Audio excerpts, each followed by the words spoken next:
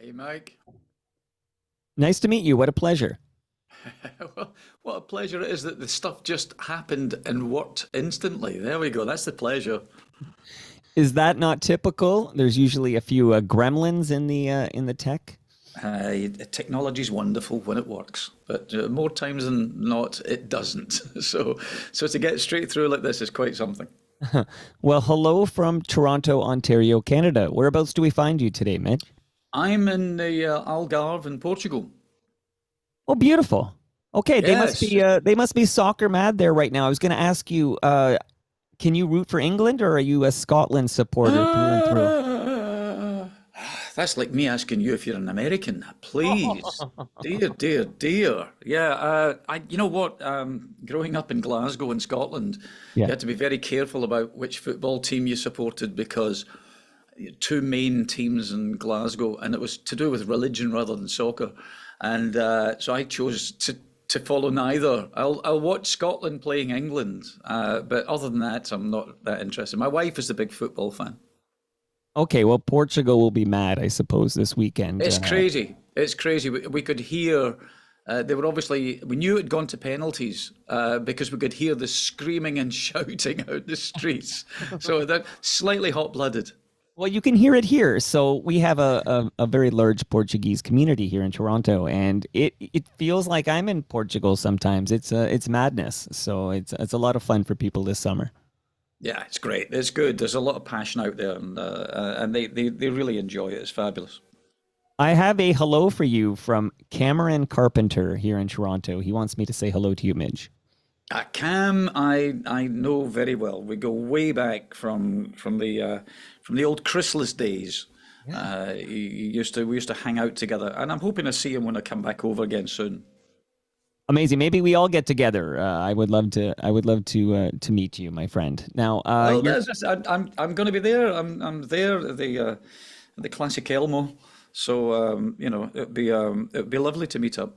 okay. So that's August 16th. So let's discuss that off the top here because I want to ask you a few questions about previous trips to Toronto. But August 16th of this year, 2024, you're at the El Macombo.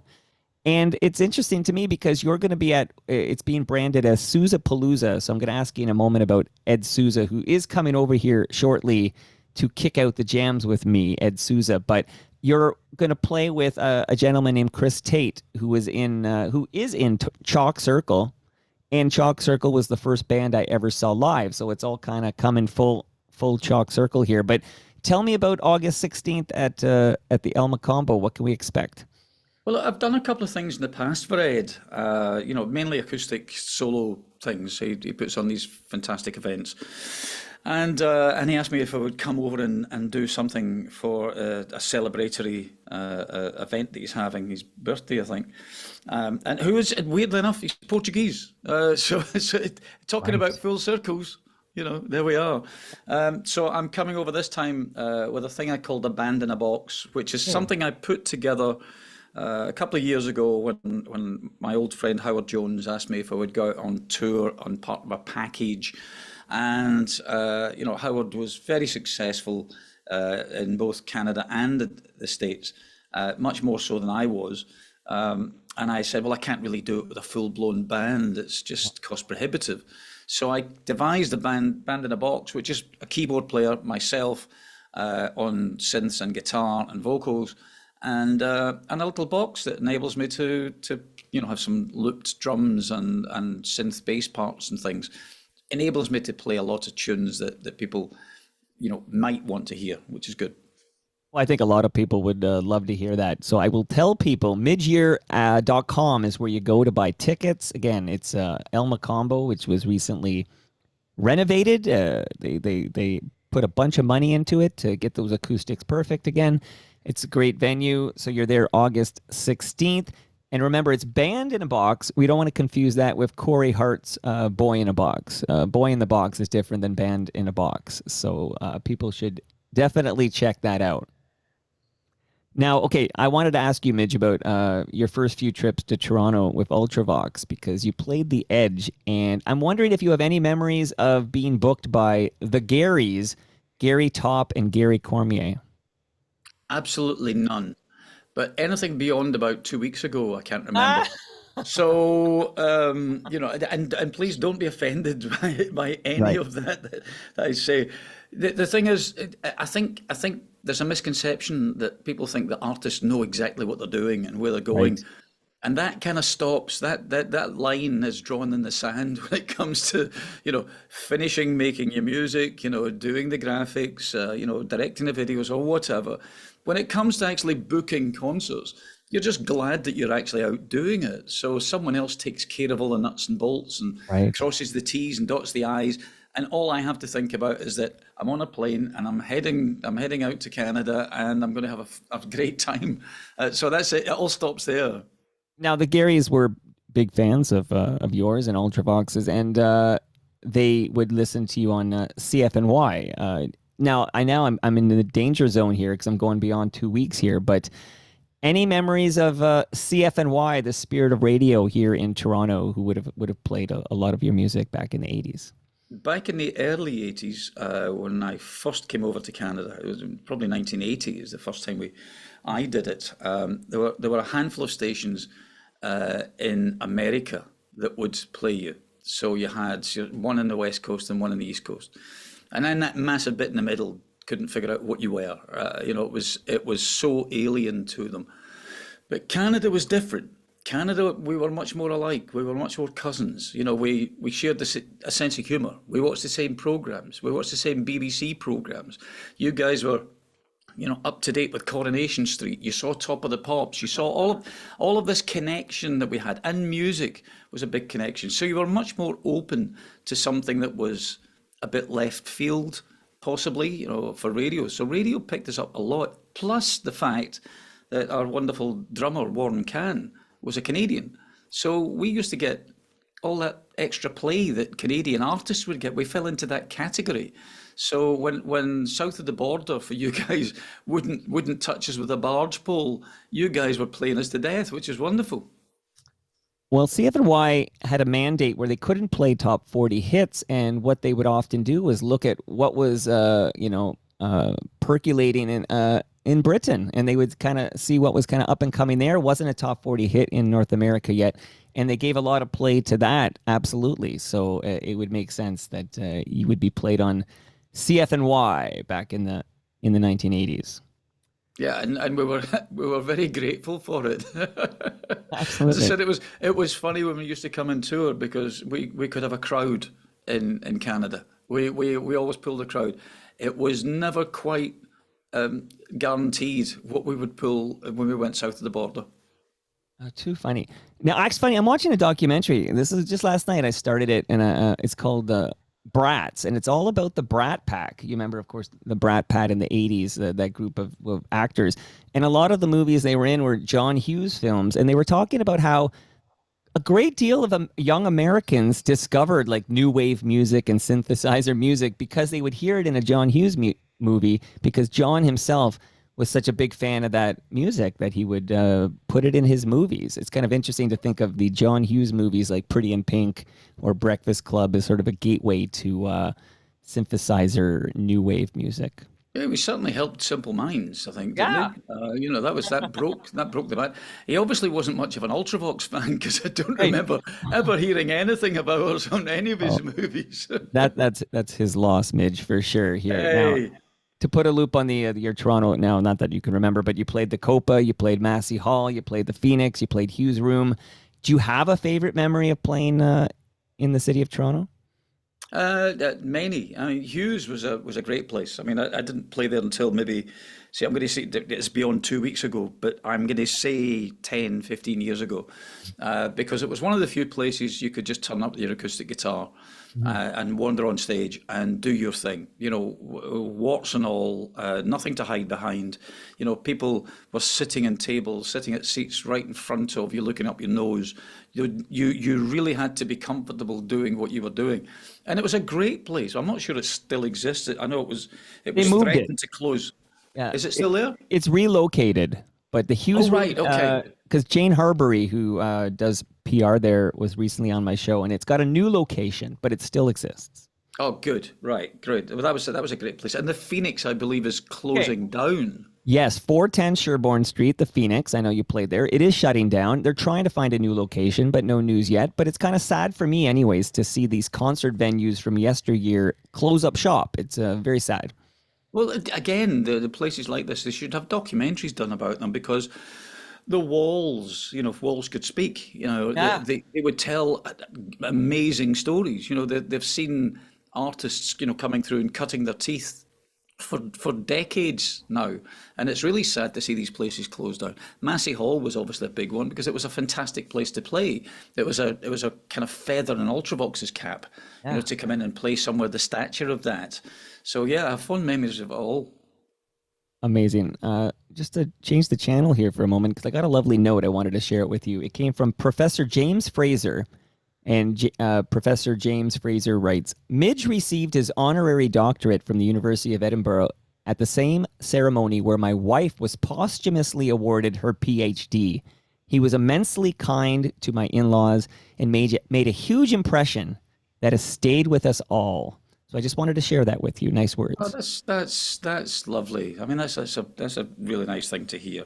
I always get nervous when people say, "Ah, you don't remember meeting me. I met you X amount of years ago," and then I'm waiting for the real put down, and you were an absolute dick. But that's something like that is a wonderful thing to hear. I'm very touched.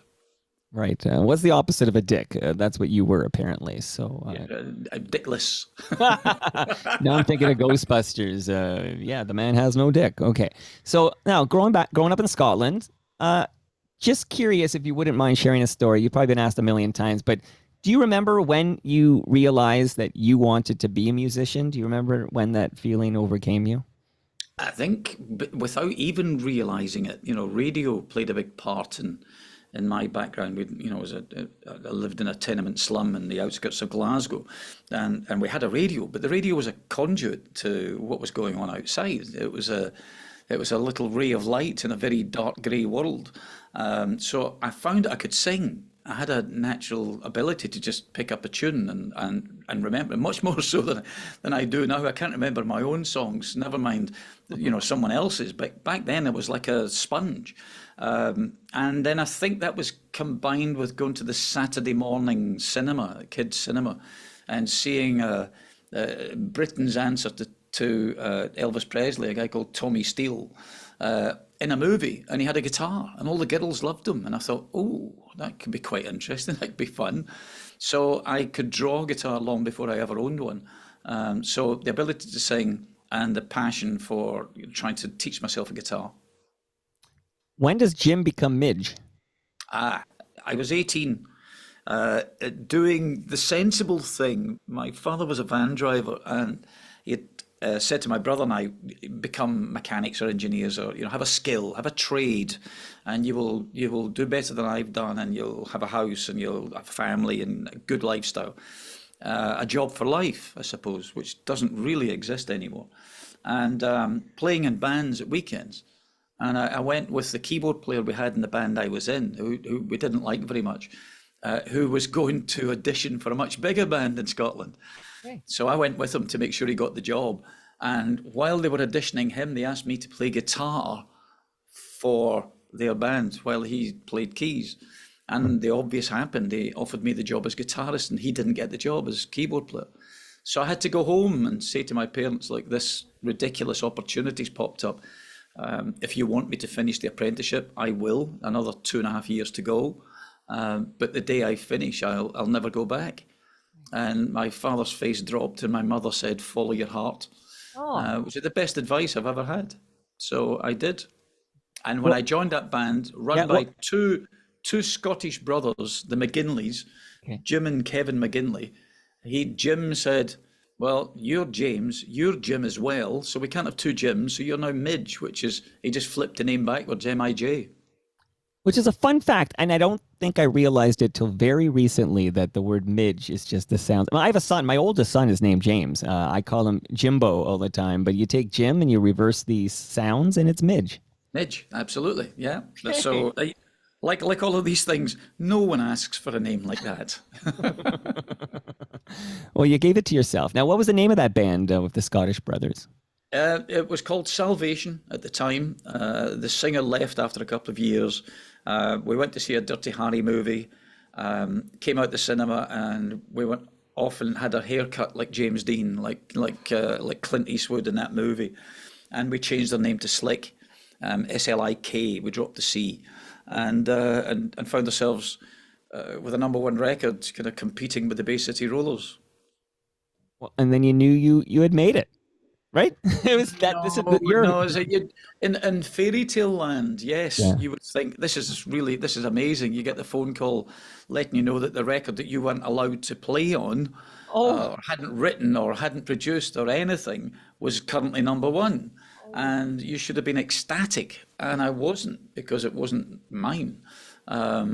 And that was it. I kind of pulled the plug on that record deal, and hoped that we'd be re-signed, which we weren't. very interesting. Okay, so because I have a question about Visage. Am I saying that right? Here in Canada, we talk quite a bit about Ultravox, but Visage. Visage, yeah. Yeah, well, Basement Dweller wants to know. He's a listener of the program. I saw him last Thursday. Hello, Basement Dweller. Whose idea was it to cover Zager and Evans in the year 2525?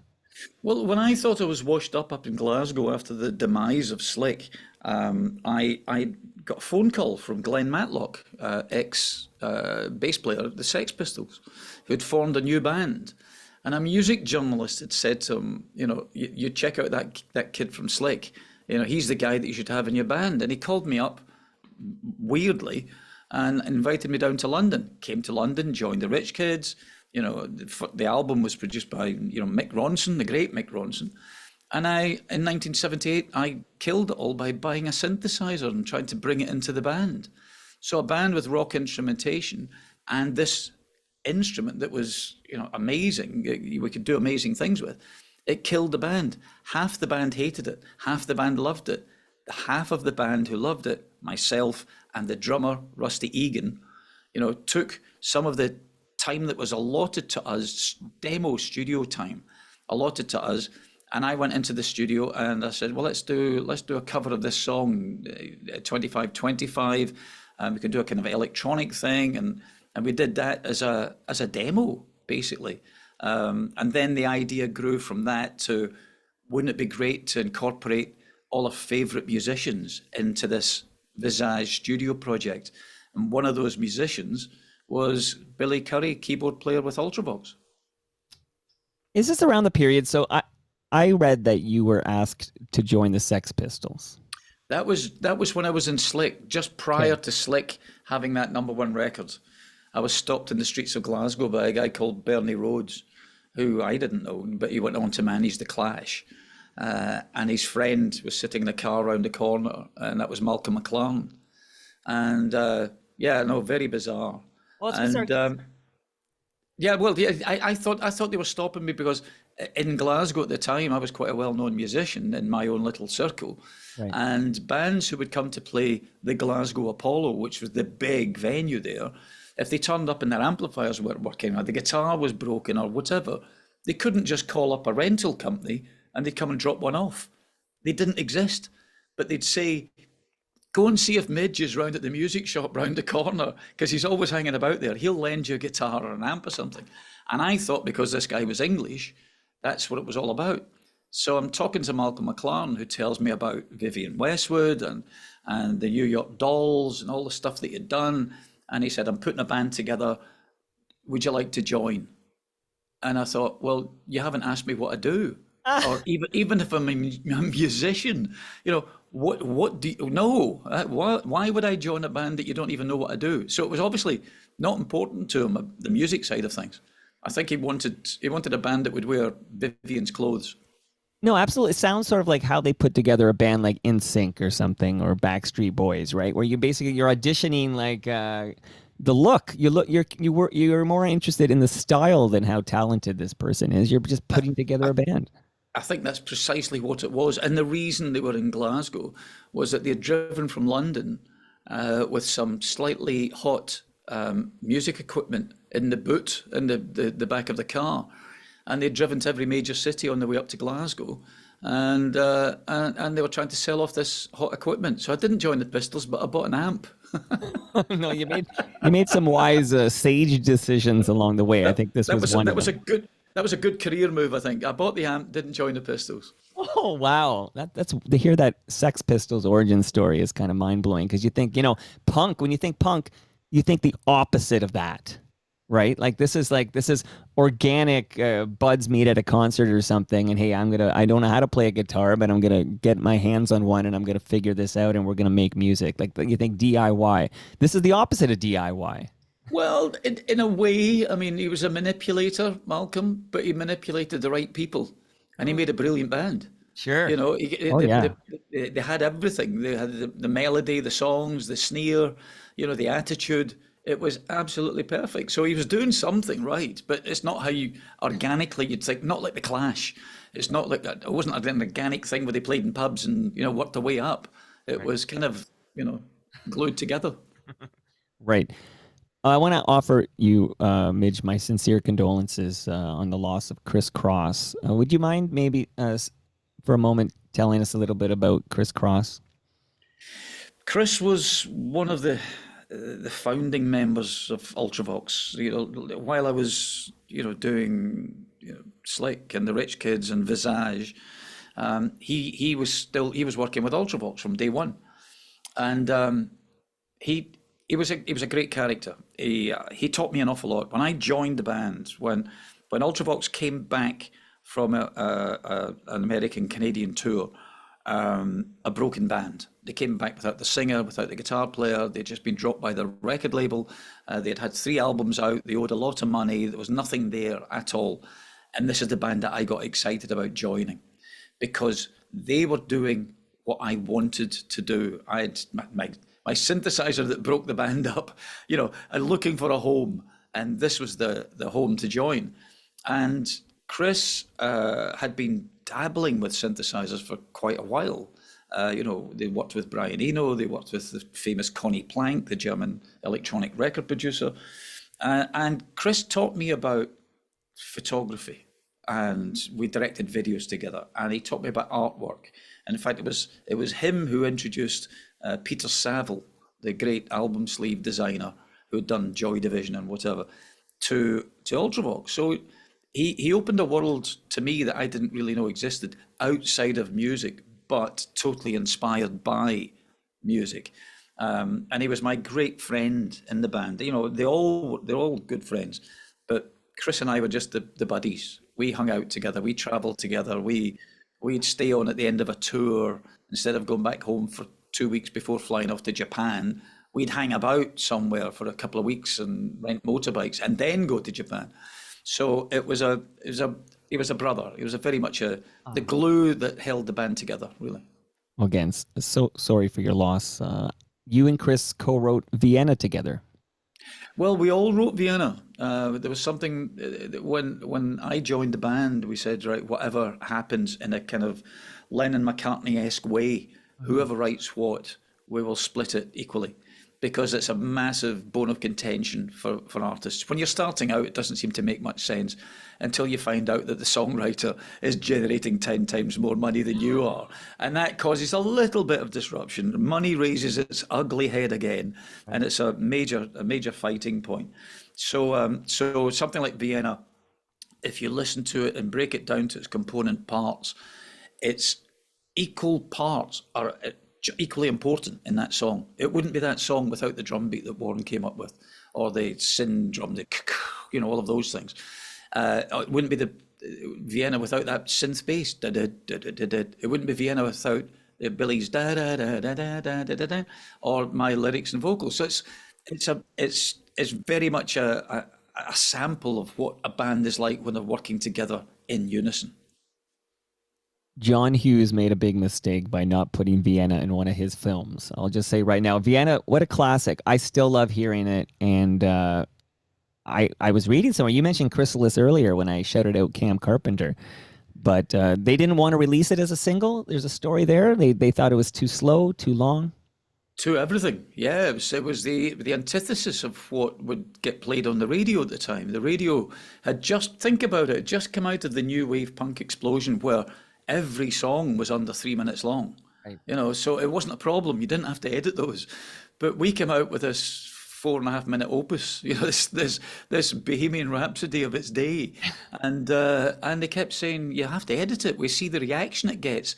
It's just an album track. It's every time you play it, the place erupts, and you could hear a pin drop at the beginning, and then it's this roar at the end, and we said, well, yeah. Eventually, we just said, look, get the same people who edited Kate Bush's Wuthering Heights or the Beatles' Hey Jude, and they said, well, it wasn't, and we said, yeah, that's what I mean, and luckily. Someone picked it up in late night radio and started playing it, and it went from there. Totally organic. Do you have any memory of who and where? Like I've heard this story. These stories are sort of gone now because DJs don't have this ability to pick something up and play it anymore. Everything is all automated and pre-programmed by somebody much higher in the chain, and maybe it's the same in every market. It's a whole different rant I have here, Midge, but do you remember at all, like, which station, which DJ? I don't remember which station or DJ. It was a Manchester-based station, and it was one of the record pluggers for Chrysalis when he was doing his late night rounds, and he was dropping records off at discos and raves or whatever they were called back then. They weren't called raves, but discos, dances, DJ clubs, things. And as he's driving back late at night, he heard the same DJ play the same song almost every night around the same time. And he got in touch with the rest of Chrysalis and said, there's something happening here. Somebody's got this. The very organic way that things used to happen. And then then it just it moved on from there. I played Vienna for my 20-year-old daughter, and she said that Vienna is a vibe. I only a 20-year-old could say that and get away with it. I think it was a good thing, though, Midge. I think she meant this very complimentary. I have to look up my youth glossary and see if that's good or vibes bad. Now. I know. It's like, oh, things are vibes now. Okay, I get it. You just feel it. Okay. Fun fact for the listenership that Vienna was voted the Britain's favorite single that peaked at number 2 on the charts. This was a 2012 poll by BBC Radio 2. So Britain's all-time favorite single that never made it to number 1. So there you go. Yep. We sat at number 2 for quite a long time, and it's funny because one of the songs, 2 different songs, kept us off the number 1 spot. One, John Lennon had just been murdered, so one of his tracks went straight to number 1, quite rightly so, and the other was a comedy song, reputedly, and only the great British record buying public would buy something like this, and it kept Vienna off the number 1 spot, and the world was incensed. But not Ultravox, because we had got this thing that would never have been played on the radio unless huge amounts of luck had intervened, and we were at number 2, which changed everything for us. I mean, everything. All of a sudden, asking the record label if you could make a video, or playing larger venues, or expanding the equipment, or whatever it was. There's a seismic change at that moment. So we weren't miffed at all, but everyone else was on our behalf. And I mean, in August at the El Macombo, you'll play Vienna, right? You can't not play Vienna. The crowd would riot. I think, I'm going to, of course. I don't get why artists, I know they're trying to be cool and they're trying to be edgy. Right. They turn up in front of a crowd who've paid very good money to come and see you, and they refuse to play any of their hits, or they play the obscure album that nobody's ever heard that everyone hated, or they turn their back to the audience. They do whatever it is to alienate people. And I think that's just not on. If I went to see one of my favourite artists, I'd expect to hear something that had a passing resemblance to something that I knew. Yes, change the arrangements. Yes, do whatever, do different solos, do whatever it happens to be. But I want to hear that song. That's why I bought the ticket. Plus, you have to remember that if you're in a seated venue, which El Macombo isn't, but if you're in a seated venue, you've got tickets, half the audience aren't there to see you. They've only gone with a significant other half, to keep them happy. And they don't know anything you've done. They only know Vienna, or If I Was, or Dancing with Tears, or whatever it is, whatever's been played on the radio. They're not interested in the interesting, 15-minute guitar solo on the back of some dodgy B-side or whatever. So you have to cut the cloth to soup where you are satisfied as an artist, you are satisfying the audience who to get to hear what they expect to hear, as well as deeper cuts that they hope to hear. Now, I'm only going to bug you about one more Ultravox song here because you don't have unlimited time, Midge. You're a busy man. I could talk to you for hours. But would you mind sharing just some insight, some inside information about Dancing with Tears in My Eyes? I saw a movie. I was ill sometime when I was a kid, and either the movie was on in the afternoon on television. I'm lying on the sofa and there's a movie, or it was a Sunday afternoon when I wasn't at school. And this movie, On the Beach, came on. Black and white movie set in the 50s, made in the 50s maybe. And it was about a nuclear holocaust. And the only people left alive on the planet were living in Australia, because this after war mess had gone on, and people in a submarine who had missed it. So they were heading for Australia, and people in the movie, you got to know the characters, chose how they would die. And it's a very morbid, sad story. And I eventually read the book. That's the Neville Shute, fantastic book. And it just got me. I thought, well, God, if you know that it's coming, how would you choose to, spend your last moments on this earth? If you had 4 minutes. If you had 4 minutes, what would you do? You would you would be with the ones you love. You would put on your favorite piece of music, and you would dance with tears in your eyes because you can't hide, you can't run. And that poignant imagery, kind of the whole song came out of that. Plus, I suppose, if you know David Bowie's Ziggy Stardust album, 5 Years, there's a song on there that was just so poignant and sad about, hearing on the radio, you've only got a certain amount of time left, and being helpless about it. So it kind of came from a combination of things. Well, you've mentioned David Bowie, so I want to ask you just briefly about The Man Who Sold the World. And I'm just because your cover is it's so beautiful. I love your cover of The Man Who Sold the World. But when Nirvana covered it for the Unplugged album, I think a whole whack of people, particularly from my generation and maybe a little younger, discovered the song for the first time. So I'm wondering, like, has the interest in your cover been elevated since Unplugged introduced it to a new audience? And I guess that was like 30 years. Is that possible? Is my math right? 30 years ago now. I did the cover version back in 81 or 82 for a Yes. UK movie, a kind of a pound shop, Porky's movie. It was dreadful, but they wanted to get Porky's is a Toronto film, by the way. I'm just going to throw it out there. That's a Toronto film. What was Porky's? Porky's, yeah. Right, you go. Well, the other thing, this Party it was called, is way inferior.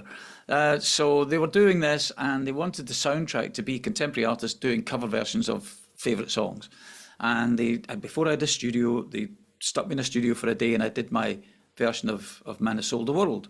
And then 10, 12 years ago, a guy called Hideo Kojima came to see Ultravox. He was a massive Ultravox fan. And him and his entourage turned up, and I was told, this is the guy who designs games, video games. He designed, Metal Gear Solid. Right. And he wants to come and talk to you. And he came in and he met us backstage at the Hammersmith Odeon in London. And through his interpreter said he's a big fan, he was a dreamer, he was a fantasist, and our music used to put pictures in his head, and he wanted to be a director. And he said, the final episode of Metal Gear Solid, I want to use your version of Man Who Sold the World as the entire opening sequence. And of course, you hear things like that a lot. And I just said, okay, yeah, fine. Okay. Never expecting to hear anything from him again. Turns out Hideo Kojima is a genius and hailed as a game designing god. And an entire generation of people discovered this song, thinking it was mine. And then once they fell in love with this thing, they looked up the internet to find out what a mid-year was and discovered a wealth of material they didn't know existed. So yes, it was interesting. It was something I didn't expect. Well, it's very interesting to me because I must admit I'm not much of a gamer here. I play soccer with my kid on the Switch ups, but essentially I don't know Metal Gear, and I didn't even know this story. But it sounds like Metal Gear is bringing The Man Who Sold the World, your version, anyways, to the masses. And I'm a guy who didn't really know your version or David Bowie's original until Nirvana put it on the Unplugged. But it seems like there's multiple channels now bringing this wonderful song to the world. So Yeah, well, more it deserves renewed it. interest in your cover. Sorry? I'm sorry, renewed interest in your cover. Yeah, Without a doubt. absolutely. Yes. I mean, I thought it was, as I said, I recorded it back in the early 80s and I didn't expect to ever hear it again. So to have this to an entirely different generation through a medium that I didn't that didn't exist when I when I recorded the version. Mind blowing. Okay, so you've been fantastic, Midge. I won't take up too much more of your time, but now that you said the 80s, I just need to get a story that you've probably told so many times you're shaking your fist at me right now. But on this program, Toronto Mike, we have done very deep dives into a charity single that Canadian artists put together called Tears Are Not Enough. The story, of course, is that David Foster produces Tears Are Not Enough because Quincy Jones did We Are the World. Quincy Jones produced We Are the World because of Do They Know It's Christmas? Christmas is that song, which we hear, every December, maybe 45 times a day. Which is fine, but and that's another story. But everybody knows about Bob Geldof from Boomtown Rats, and I feel your role in this story is not as well known. And I'm wondering, can you please share the story of, I don't know if it's a phone call from Bob to you, but your involvement in Do They Know It's Christmas? Yeah, it was a phone call. I mean, I'd known Bob for a few years at that point, and I joined Ultravox, so I was in Newcastle in the north of England, doing one of the few live music shows that you could perform live on, and it was co-hosted by Bob's girlfriend at the time, Paula Yates, who eventually became his wife.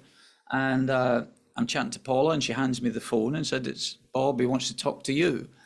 And he had just seen the initial footage on the BBC News, 6 o'clock that night. I was about to go on stage and do the live program, and he told me what he'd seen, and he said he wanted to do something, but the Boomtown Rats were kind of finished. They didn't have the power to pull this off themselves. Could we meet up? And I was going to say no because I hadn't seen the footage, and I was really busy, and I had me to think about, So a couple of days later, I met up with him in London when I got back, and we came to the fairly obvious conclusion we're useless at everything except maybe putting a song together. If we thought, based on the royalty rate that an artist would get at the time from a label, if we managed to write and produce and get a #1 record over Christmas and New Year and January, the charts freeze. So you can sell a huge amount of records over that period. So it was a very cold and calculated thing we were trying to do. We couldn't just cover a standard Christmas song because 50% of the money generated from a record sale goes to the writers. So we had to write something and donate the songwriting royalties. So we thought we could maybe generate £100,000, or $150,000 or whatever. And I went home from the meeting, picked up a little toy keyboard, came up with the da da da da da da da da thing. Bob turned up the next day with a guitar with hardly any strings on it and played it upside down because he's left-handed, and every time he sang it, it was different. I sent him away, I recorded it on a cassette and said, "Look, I'll go into my studio. I just built my first studio, and I'll try and glue these things together and come up with a track." So I spent 4 days in my studio playing all the instruments on the record that you hear. So I did that. Bob bludgeoned all of our contemporaries, all our mates, into coming along and doing this, by which point they'd all seen the footage. Everyone knew what was going on. Everyone knew why we were doing this. And Trevor Horn, who Bob originally wanted to produce the record, but Trevor's notoriously slow. It would never have been done in time for Christmas. Gave us 24 hours in his studio. And that's the 24 hours you see in the kind of making of the Band-Aid video, where Bob and I are standing outside an empty studio on a cold Sunday morning and haven't got a clue who's coming, because we'd only spoken to the artists. We'd never spoken to an adult. So they all turned up, and what you saw in that 24 hours were to do all the vocals for a song they'd never heard. You can't just email it because email didn't exist. They turned up cold, not having heard a note. They've got cameras and microphones in their faces. They're in front of all their contemporary artists, all their rivals, all their friends, whatever. They're all hungover. They're all croaky. So they start singing this thing. I had to do all the individual vocals, Phil Collins drums, and the chorus vocals, and mix the record to have it finished, to be in the pressing plants in time for 8 o'clock the next morning. Wow. Wow, you pulled it off. I mean, this was at the time it was the biggest selling single in England in British history up to that point. Yeah, it was quite a thing to build. I mean, we didn't see it as that at the time. Sure. We were still aiming for £100,000, but at this point, it was a three-ring circus. It was going to be massive. No, I mean, so one question I do have is: was there a British musician that you, and maybe this was Bob's department, but highly sought to participate in this recording who couldn't make it or didn't get there? And I know in the We Are the World doc, which has become popular in the past year, it's on Netflix, I think.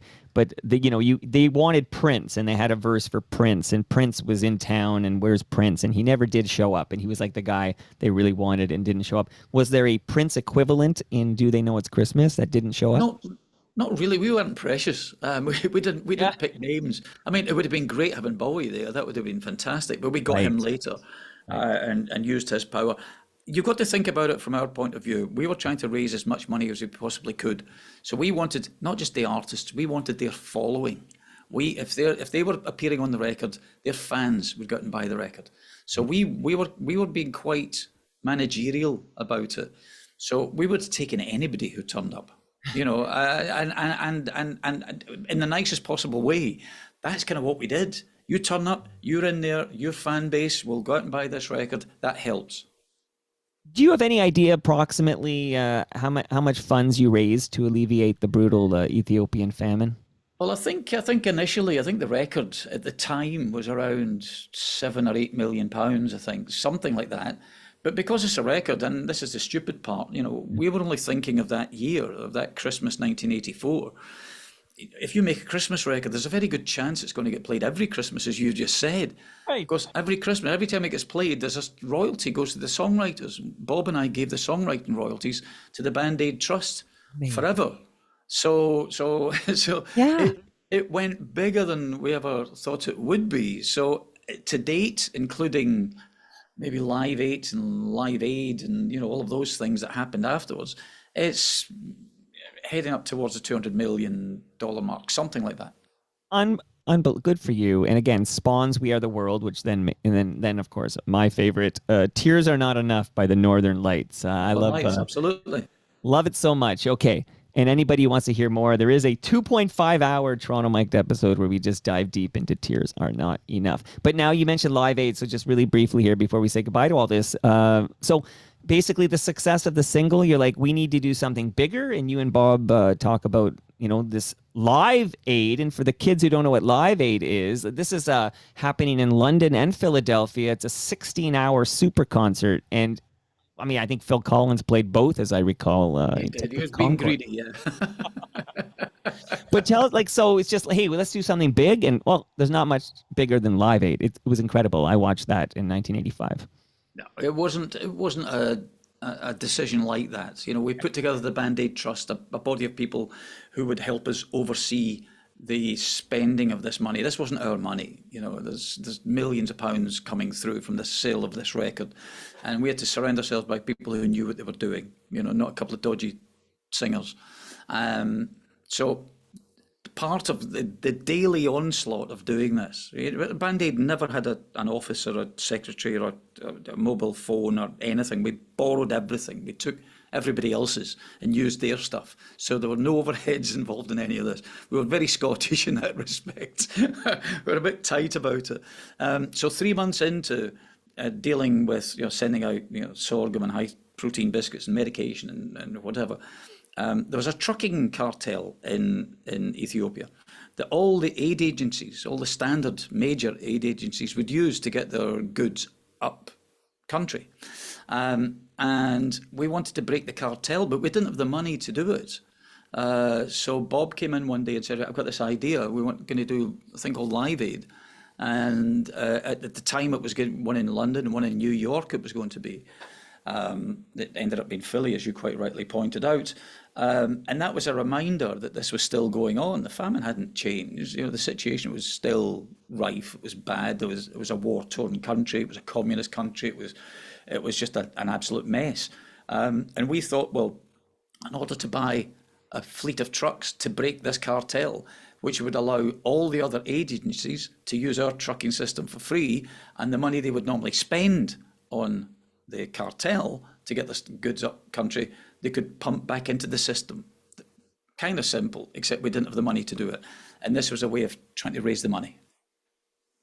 Incredible. And of course, you with Ultravox, you played Live Aid at Wembley Stadium, 72,000 people in attendance. What was that like? Scary. No sound check.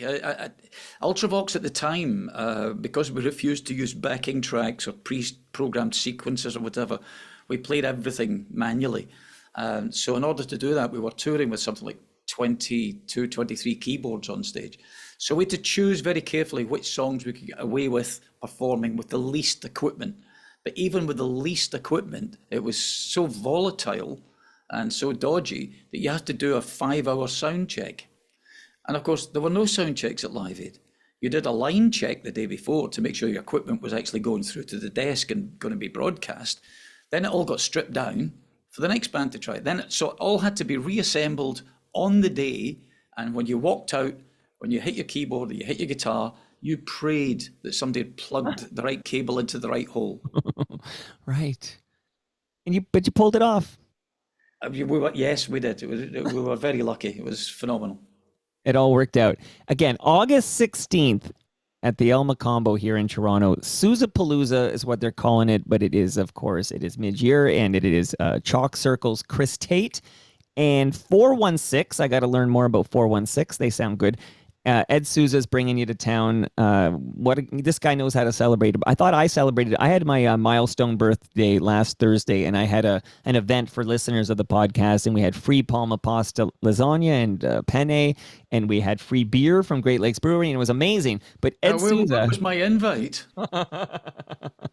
You didn't get it? I'm sure. No. Come on. Oh my God! Can you imagine? In the Portuguese Post. Ed Souza would have been jealous, so he's like, "No, I want Midge is coming to town for my bash here, Sousapalooza." So I urge people again to go to midgear.com, midgeure.com.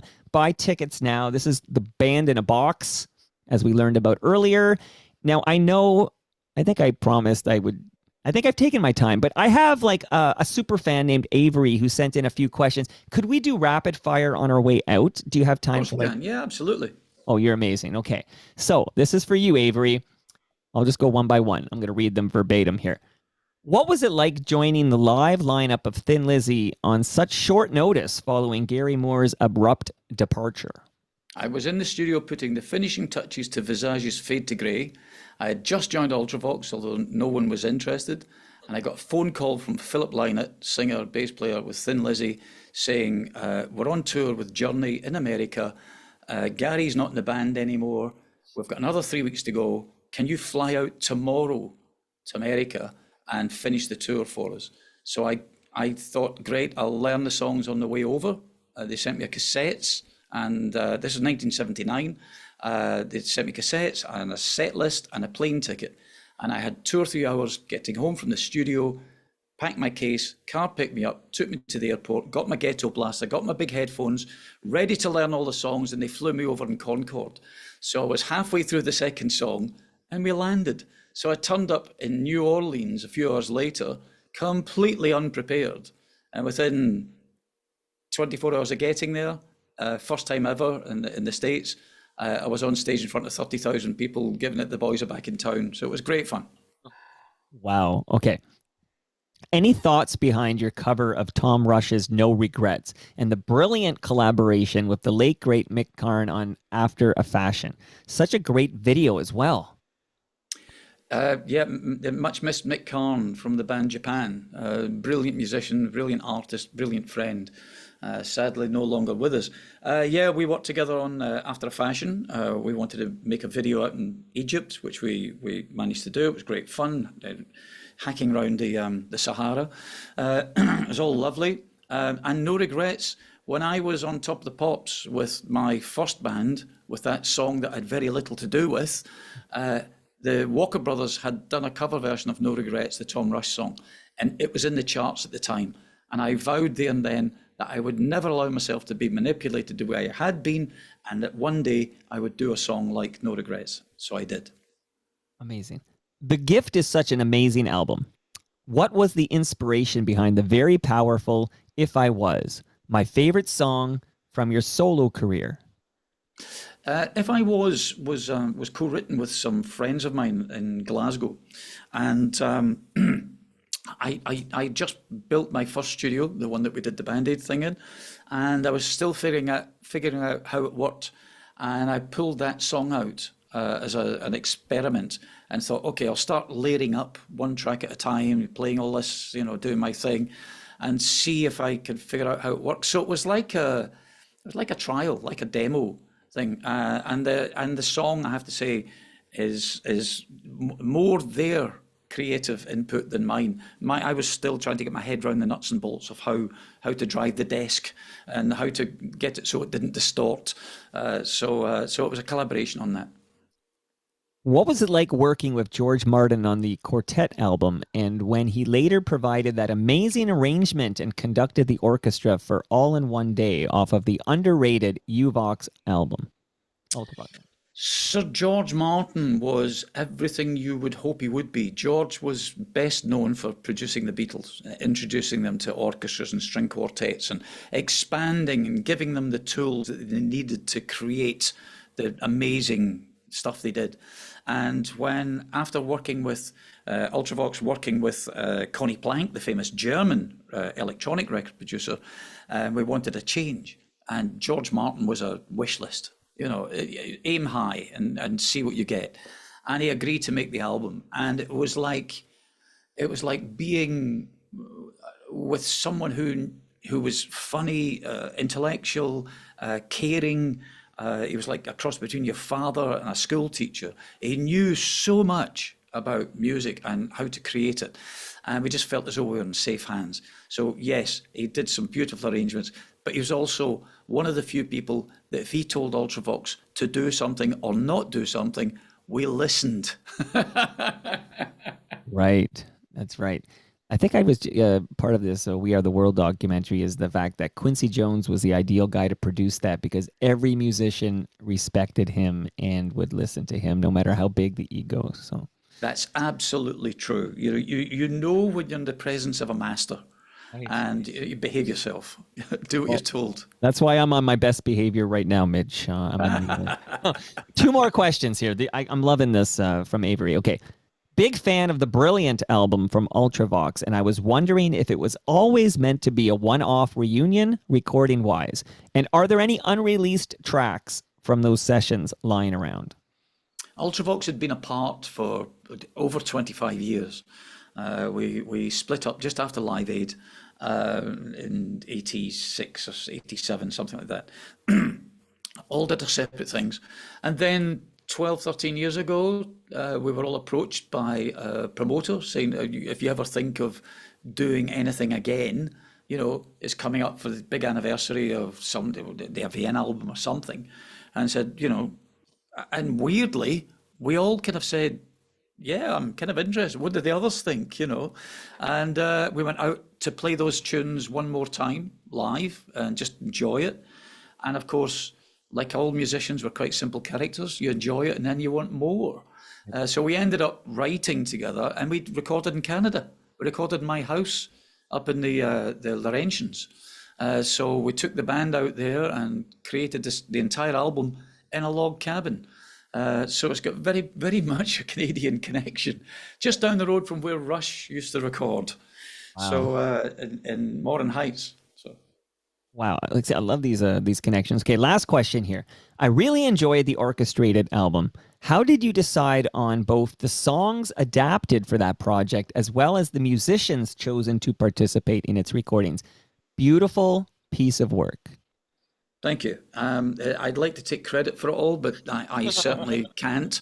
There was a proper musician involved in that album. I needed someone.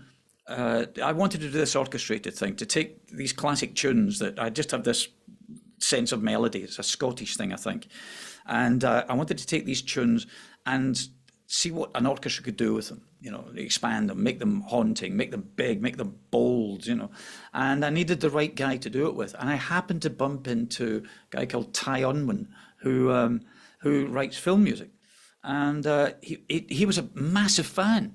He knew more about me than I did, which is a bit creepy. And he's the one who suggested, he made a huge list of songs that he thought that either myself solo or Ultravox or even Visage possibly would make the translation to an orchestrated version easily. And we finally, between us, the two of us, picked the songs that we thought were best to try. And I was blown away by the results. I mean, it was a passion project, but I'm glad you enjoyed it. I will see you, Midge, August 16th at the Elma Combo. You're with Chalk Circle's Chris Tate and 416. That's Sousapalooza. Get your tickets now. Midge, this was an absolute pleasure, and I just want to say thank you so much for being so generous with your time. Oh, well, listen, it's been a joy, and thank you for having me on.